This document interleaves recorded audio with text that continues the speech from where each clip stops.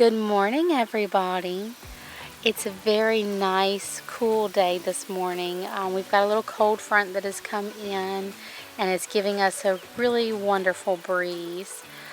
You can't quite tell by the grass, but it's very pleasant. It's not quite cold, but definitely gives you the feeling of fall.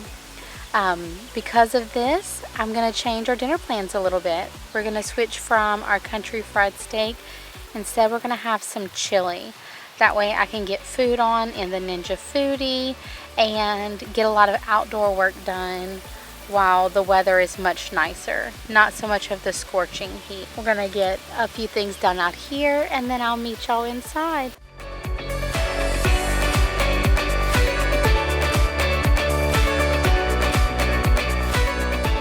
I've got my Ninja heating up on the sear saute function, giving it just a minute, and I'm going to toss in about a cup of my mixed seasoning blend. And this is just a blend that you can buy at the grocery store or even make yourself. It's got onions, bell pepper, and some celery. Some don't have celery, but some do. I'm just going to put about a cup of that in the bottom once it heats up. I'm going to pour in about a cup, and these are still frozen, as you can see. I'm going to cook those for just a minute, and then I'm going to toss in 2 pounds of ground sirloin. You can use regular ground beef, whatever you have. Since our beef is already frozen, I'm just going to drop that in right now as well. Let it all kind of cook and heat up together.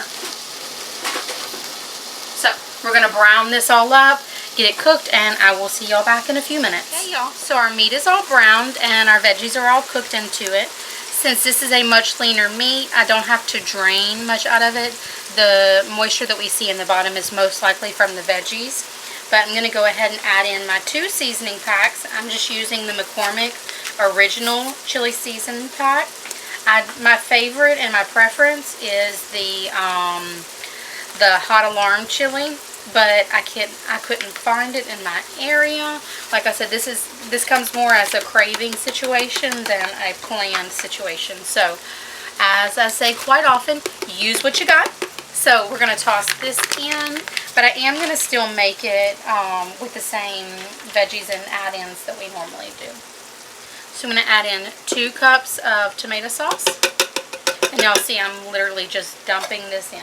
I switched it to slow cooker mode so that, and I put it on low because we're going to let this simmer, but so that it's not still like cooking. It's just kind of simmering it all together. So it's 2 cans of tomato sauce, and those are just the little small 8-ounce cans. 1 can of diced tomatoes, not drained, and 2 cans of pinto beans, not drained. So I'm just going to stir this all around. I'm using the same little meat thing just so I don't have to dirty up another dish right now. Now, I know if you're from Texas, you're going to be saying, oh, that's beans. That's not chili. I'm in Texas now, so I deem it chili. I know Michael tells me the same thing. He's from Texas. That's why we moved here. But the first time I made chili for him, he's like, well, that has beans in it. Texas chili doesn't have beans. I said, and my stance on it was, well, if you don't have the beans, you're basically just making meat sauce at that point.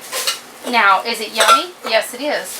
But that's why he adds in all of his Fritos and jalapenos and onions and all of that, because you need that extra creaminess. You need that extra something.